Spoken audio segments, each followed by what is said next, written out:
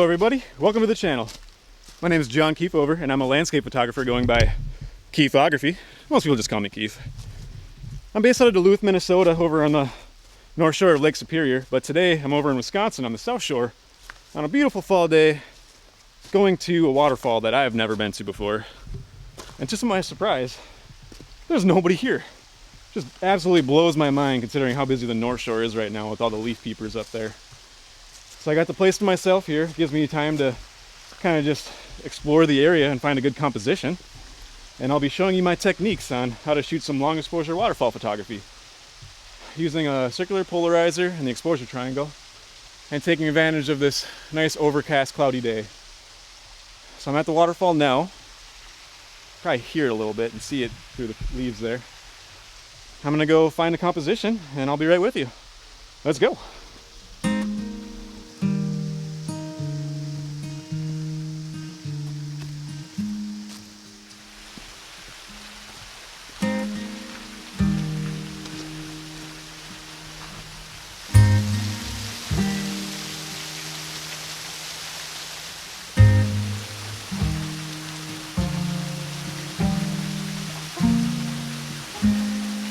So when I'm shooting waterfalls, I typically like to have a shutter speed of around 1/4 of a second. To me, that's the sweet spot. If you go any longer than that, it kind of looks like mush, milky, it's just too long. Any shorter than that, it looks really choppy and rough. So in my eyes, 1/4 of a second, thereabouts, is kind of perfect spot. And to get to that, you need to adjust your exposure triangle. So you'll be changing your f-stop and your ISO. For ISO, I'm usually around ISO 50 or 100. You can raise it a little bit more than that depending on cloud cover and your shadows and all that. And for f-stop, I'm usually on f16, f11, f8, again, whatever it kind of takes to get to that 1/4 of a second area.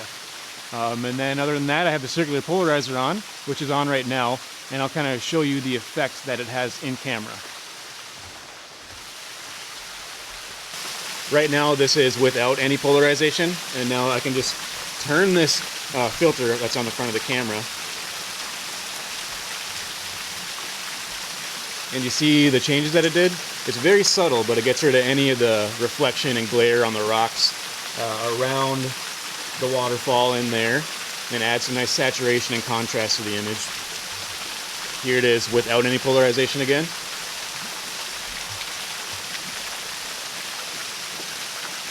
See how much it adds? So watch right in there again. Very nice.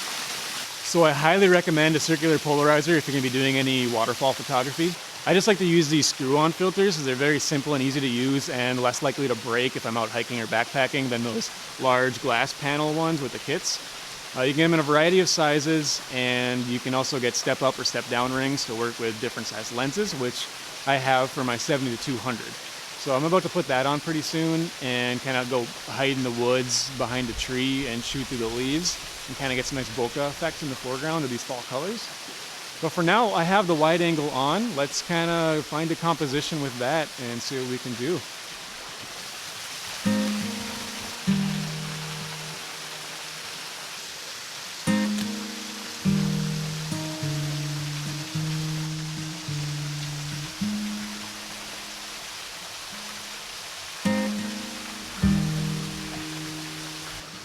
So I just found this nice vertical composition right here. I have the water flowing in the foreground leading up to the waterfall in the background. I was using the settings I mentioned earlier of 1/4 of a second shutter speed, ISO 50, and f16. And even on f16, I really wanted to make sure everything was in focus, so I had to do what's called focus stacking. So I took one image and focused right here on the needles, make sure my foreground's in focus, and I took a second image of the waterfall to make sure my background's in focus. And I'll blend those two together to make sure everything's in focus. And I also had to do what's called exposure blending because right now the sky is so bright, the highlights are blown out. I had to take a third image of that at a darker frame to kind of blend in to control the highlights. So I'm focus stacking, exposure blending to make sure everything's in focus and my highlights and my shadows are controlled for a nice clean image. It's kind of a lot of work to do in Photoshop, but it's kind of what you have to do to make your vision come to life. And this is what it looks like.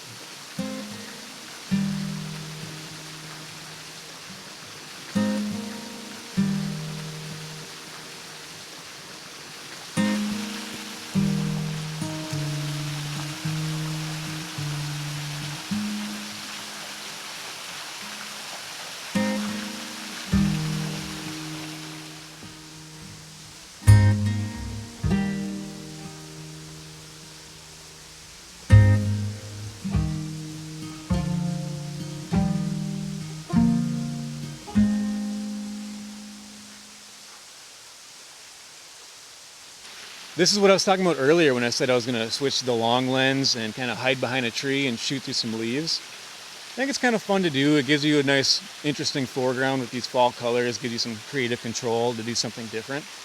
But yeah, I've been having a lot of fun using this technique with the leaves in the foreground, but it is a bit of a challenge when it comes to editing and shooting. It's kind of technical. To get the leaves in the foreground with a nice bokeh effect, you need to use like a big wide open aperture of say f2.8, but doing so, it gives you a fast shutter speed.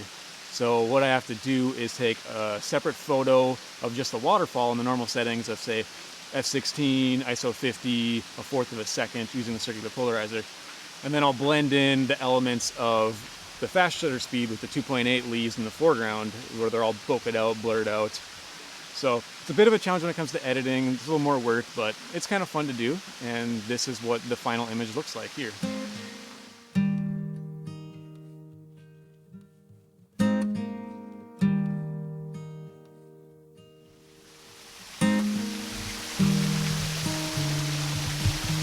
Well, thank you for watching. I hope you learned something out of whatever that was. It's kind of fun though, right? It's nice to be out in the fall colors, enjoying nature. One final note, don't be like those people. Leave no trace. That is not leaving no trace, Libby. No one cares that you were here. Don't ruin it for others. Until next time, if there is a next time, I don't know, we'll see. See ya.